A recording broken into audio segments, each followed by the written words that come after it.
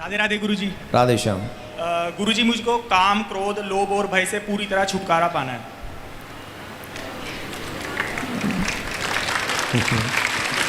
दोबारा बोलो। काम, क्रोध, लोभ और भय से पूरी तरह मुझे छुटकारा पाना है। थोड़ा सा मुझे और बताना, अगर आपका हो तो मैं आपको बताऊं। बताओ बताओ।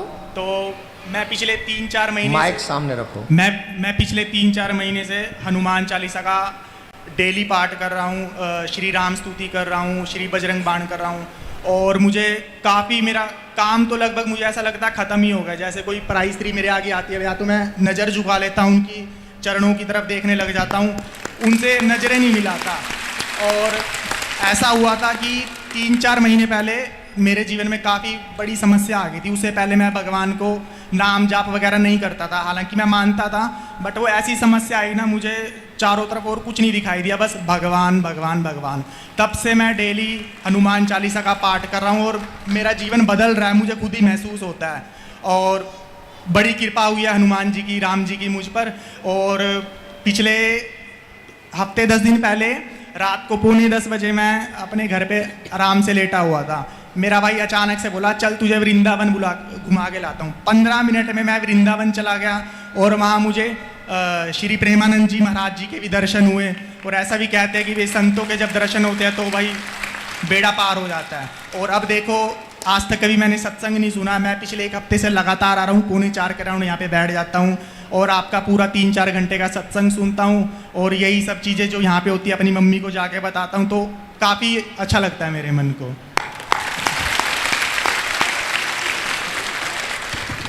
पॉइंट नोट करें, ये उन बच्चों के लिए है जो कहते हैं कि आज के ज़माने में हम ऐसे कैसे जीवित रह सकते हैं। तुम्हारा ये जो अभी कथन है, ये युवाओं के लिए एक बहुत बड़ा उदाहरण है। और इसे तुम कभी अभिमान करना मत, तुम कभी इसका अभिमान करना मत, नहीं तो तुम ही गिरोगे। ये हनुमान जी की विशेष कृपा तुम्हारे ऊपर है हनुमान चालीसा के माध्यम से, कि तुम्हें अपने आप ये चीज़ समझ में आ गई कि नहीं, स्त्री भोग का विषय नहीं है, स्त्री सम्मान का विषय है, उसका सम्मान करना चाहिए। हनुमान जी महाराज ने सबको माँ बहन ही समझा। और हनुमान चालीसा, हनुमान जी का पाठ करने वाले लोगों में ये गुण आता है। इसलिए जब तक शादी नहीं हो जाए, प्रत्येक हिंदू बच्चे को कम से कम सुबह शाम 1-1 हनुमान चालीसा का पाठ अवश्य करना चाहिए। तो हनुमान जी महाराज 2 काम करेंगे। क्या करेंगे? एक तो हनुमान जी तुम्हें मन पे तुम्हारे कंट्रोल करवाएंगे, जैसे इस बच्चे के पे करवाया। दूसरा, संकट आने पर तुम्हारी रक्षा भी करेंगे। 2 काम करेंगे हनुमान जी। चरित्र का भी निर्माण करेंगे और जीवन की सुरक्षा भी करेंगे। तो इसके लिए बहुत जरूरी है कि आप ये जो कर रहे हो इसे करो। देखो, तुमने कहा मैं काम, क्रोध, लोभ, मोह, भाई अच्छा भय, भय तो कुछ है ही नहीं, वो तो खत्म हो जाता है 1 सेकंड में। हनुमान जी के चाहने वालों को कोई भय नहीं। लेकिन सबसे खतरनाक जो चोर हैं, बलवान हैं, वो हैं 5: काम, क्रोध, लोभ, मोह, ईर्ष्या। ये 5, और इनका 5ों का पूर्ण विनाश नहीं होना, पूर्ण विनाश नहीं होना है। अब तुमने कहा काम का विनाश करना है पूर्णतः, मान लो कर दिया और तुम्हारी पत्नी आ गई, आगे वंश कैसे बढ़ेगा? तुम तो काम का नाश कर चुके। तो क्या करें? काम भी हो लेकिन धर्मयुक्त। भगवान श्री राम ने भी काम को स्वीकार किया, कृष्ण ने भी काम को स्वीकार किया, लेकिन धर्मयुक्त। हमारे माँ बाप ने यूज किया, तब तो हम आए। तो काम सिर्फ और सिर्फ धर्मयुक्त हो, लोभ धर्मयुक्त हो, क्रोध धर्मयुक्त हो। अगर द्रौपदी की साड़ी जब उतारी जा रही थी, पितामह भीष्म क्रोध करते उस समय, तो क्या महाभारत का युद्ध होता? जवाब दो। लेकिन वो क्रोध नहीं किए, वो मौन रह गए। और उस समय उनका मौन रहना इतना बड़े विनाश की जड़ बन गई। सेम कंडीशन आज की। हमारे कश्मीर में 27-28 लोगों को मार दिया गया, और हिंदू क्रोध न करे तो और कितने मारे जाएंगे, और अगर हिंदू क्रोध करे तो आगे मरने से बच जाएंगे। समझ में आ गई?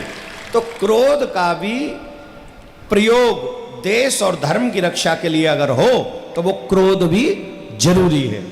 कहने का मतलब है, जिन्हें आप जड़मूलन मिटाना चाहते हैं, जड़मूलन तो कभी मिटेंगे नहीं, उनकी डायरेक्शन धर्म युक्त कर दो। जब तक पत्नी नहीं आएगी तब तक ब्रह्मचारी रहूंगा, हनुमान जी की तरह। अकारण क्रोध नहीं करूंगा, जितना मिलेगा उसमें लाभ में ही संतोष करूंगा। मतलब मैं लोभ ही नहीं बनूंगा, हाय हाय मैं तो मर जाऊं, नहीं। जितना ठाकुर जी देंगे उतने में मैं लोभी बनना है नाम का। किसका? नाम जाप करना है, नाम जाप करना है, नाम जाप करना। इसके भयंकर लोभी बन जाओ तो नाम के लोभी बन जाओगे तो चकाचक आनंद आ जाएगा, तो वो बन जाओ। कहने का मतलब आप समझ गए होंगे मैं क्या कहना चाह रहा हूं। चारों पांचों चीजें होनी चाहिए, ईर्षा बिल्कुल नहीं होनी चाहिए, ईर्षा को खत्म कर दो। चारों चीजें हो लेकिन वो उनका सदुपयोग हो, दुरुपयोग ना हो। ऐसे में प्रिया कांजू से आपके लिए प्रार्थना करता हूं। धन्यवाद। महाराज जी राधे राधे। हमारे गांव में एक भागवत आचार्य जी कथा करने के लिए आए, तो उन्होंने ये कहा कि जैसे किसी की मृत्यु हो जाती है तो मृत्यु पर गायत्री मंत्र का जाप जो ब्राह्मणों से कराते हैं वो नहीं कराना चाहिए। क्या ये सही है या गलत है? मृत्यु होने पर जो ब्राह्मणों से गायत्री मंत्र का पाठ कराते हैं, मृत्यु हो गई किसी की तब? हाँ। तो पहली बात तो जब तक 12-13 दिन नहीं हो जाएंगे तब तक कुछ होगा ही नहीं, कोई पूजा पाठ ही नहीं होगा, तो गायत्री कहाँ से हो जाएगी? और आजकल तो आप देखते होंगे कि गायत्री मंत्र को डोरबेल में लगा रखा है, मोबाइल में लगा रखा है। हाँ। तो ये अनविज्ञता है, हम जानते नहीं हैं। गायत्री मंत्र का जाप नहीं, महामृत्युंजय मंत्र का जाप उस समय करवाना चाहिए जब किसी का स्वास्थ्य खराब हो। तो शंकर भगवान उस महामृत्युंजय मंत्र के जाप से उस व्यक्ति के कष्ट को मिटा सकते हैं। लेकिन कोई मर गया और उस समय गायत्री जाप करवाएं, ये उचित नहीं है। उस समय सिर्फ भगवान का नाम जाप कराना चाहिए, नाम जाप ज़्यादा महत्वपूर्ण है। गरुड़ पुराण का तो पाठ करा सकते हैं। और गरुड़ पुराण तो बनाई उस चीज के लिए है। हाँ। गरुड़ पुराण तो हम कहते हैं, गरुड़ पुराण। अच्छा, एक और गलतफहमी है कि गरुड़ पुराण कोई मर जाए तभी सुनो, ऐसा नहीं है। गरुड़ पुराण कभी भी सुनो, जब गरुड़ पुराण सुनोगे तो गरुड़ पुराण का ज्ञान तुम्हें बड़े बड़े बुरे काम करने से रोक लेगा। इसलिए गरुड़ पुराण सुनना चाहिए, और गरुड़ पुराण का पाठ उस समय होता भी है। ठीक है, धन्यवाद। राधे श्याम। राधे श्याम। हम श्री कृष्ण भक्ति रति प्रिय नमस्कारम करोति भवंतम। महाराज जी, अरे जिनने कहाँ थे समझ में आवेगी, तू हिंदी में बोल रहा है। राधे श्याम। महाराज जी, आप जी के कथन अनुसार थोड़ी बहुत संस्कृत सीखने का प्रयास कर रहे हैं। नहीं, बहुत अच्छा कर रहे हो, लेकिन अब इस ऐसी भाषा बोलो जो इन सबको ये समझ में आए, नहीं तो ये समझेंगे मैंने ही तुम्हें सिखा के बीच में खड़ा कर दिया है। नहीं महाराज जी, जैसे आप सनातन बोर्ड की बात कर रहे हैं, तो महाराज जी सनातन बोर्ड बनाने के राह में एक दो बड़ी अटकलें हैं। वो है संविधान का आर्टिकल 29 और 30। मैं आप जी के माध्यम से कहना चाहूँगा, पहले आप इसके प्रति आवाज़ उठाए, क्योंकि जब तक ये नहीं हटेगा तो सनातन बोर्ड बनने का नाम ही नहीं लेगा। क्योंकि महाराज जी यही जो आर्टिकल है ये हमें हिंदुओं को हमारी धार्मिक शिक्षा देने से रोकते हैं। क्योंकि आर्टिकल 29 कहता है कि माइनॉरिटीज़ को पूरा अधिकार है, वो अपने कोई भी इंस्टीट्यूशन बनाए, कुछ मर्जी बनाए, अपनी धार्मिक शिक्षा दे, उन पर कोई प्रतिबंध नहीं है, और सरकार भी उन्हें फंड देगी। और हिंदुओं के लिए ऐसा है कि कोई भी सरकार हिंदुओं की शिक्षा के लिए फंड नहीं देगी। तो अब इस विषय में क्या करें महाराज जी? हाँ, तो बात सही है, भाई तुम कह लो फिर हम कहेंगे। और महाराज जी, एक पानीपत में ये क्रिश्चियन मिशनरीज का कुछ ज़्यादा ही बोलबाला हुआ है महाराज जी। जैसे मैं अभी 12th पास हो चुका हूँ, लेकिन हमारे स्कूल के बाहर भी कुछ क्रिश्चियन मिशनरीज छोटी छोटी बाइबल बांटते घूम रहे थे। और महाराज जी, मैं अपनी स्कूल वाली पॉकेट में गीता रखता था, महाराज जी वो मुझे बाइबल देने लगे। मैंने कहा पहले आप ये गीता ले लीजिए, मैं बाइबल ले लूँगा। तो महाराज जी उन्होंने लेने से मना कर दिया, और बच्चों को बांट रहे हैं। तो महाराज जी जैसे मैंने मना किया था और बच्चों ने भी उन्हें मना किया, भाई हम नहीं लेंगे ये। वो कह रहे हैं ये परमेश्वर का वचन है। मैंने कहा हमारे परमेश्वर श्री कृष्ण है, वो कहते हैं हम ही भगवान हैं। वो कहते हैं, मैंने कहा आपके जीसस तो कहते हैं कि हम भगवान के बेटे हैं और हमारे श्री कृष्ण तो भगवान है खुद ही, तो हम आपकी पुस्तक क्यों लें। तो महाराज जी और हॉस्पिटल्स के अंदर भी ये आ रहे हैं आजकल, अगर कोई बीमार है उनके पास आ रहे हैं कि आप प्रेयर करवा लो, ये करवा लो। मेरे पिताजी बीमार थे तो उनके पास भी काफ़ी बार ये लोग आए और बहुत लोग इनके झांसे में फंस रहे हैं आज, वो प्रेयर करवा तो रहे हैं। ये सनातनियों को जागरूक होना पड़ेगा ना कि कोई फ्री में कुछ भी दे जाए, हम सब थोड़ी ले सकते हैं। और हमें हमारे धर्म, जब एक 12th पास बच्चा इतना क्लियर आंसर कर रहा है तो ये आंसर हम सबको करना चाहिए और सरकारों को इन चीज़ों पे विराम लगाना चाहिए कि कोई भी हॉस्पिटल्स में कैसे जा सकता है, कोई भी स्कूल के आगे बच्चों को ऐसी किताब कैसे बांट सकता है। ये सरकार और प्रशासन की जिम्मेदारी है। और अगर स्कूल्स के आगे कोई कर रहा है तो ये स्कूल की भी जिम्मेदारी है कि मेरे स्कूल के आगे ऐसा काम नहीं होना चाहिए। अगर स्कूल भी ऐसा करने से नहीं रोक रहा है तो वो स्कूल प्रशासन भी इसका जिम्मेदार है, वो भी धर्म पर परिवर्तन कराने में अब उनका सहयोग कर रहा है। अब यहां उन्होंने अपने प्रश्न का उत्तर स्वयं तुमने दे दिया। जब उन्होंने कहा कि तुम बाइबल ले लो, ईश्वर का वचन है, तुमने कह दिया हमारे पास गीता है, तुम ये ले लो, ये कृष्ण का वचन है। उन्होंने कहा नहीं हम ये नहीं लेंगे। इसका मतलब है वो फुली 100% कंप्लीट इस चीज के लिए तैयार हैं कि हम सिर्फ अपने ही क्रिश्चियन धर्म को मानेंगे, ये वो जानते हैं। लेकिन हमें वो अपने ईश्वर का वचन दे रहे हैं। इसका मतलब है उन्हें ये भी पता है कि ये लोग भटकने वाले हैं, ये भटक सकते हैं, वो नहीं भटकेंगे, हमें भटका सकते हैं। तो आप सोचिए कि जब मेरे ईश्वर साक्षात इस धराधाम पर आकर गीता का उपदेश करता है और वो कहता है कि मैं ईश्वर हूं, जीसस ने कभी नहीं कहा कि मैं ईश्वर हूं, और कृष्ण ने सीना ठोक के कहा कि मैं ही भगवान हूं, मैं ही परमात्मा हूं, तो मेरी बात मानो।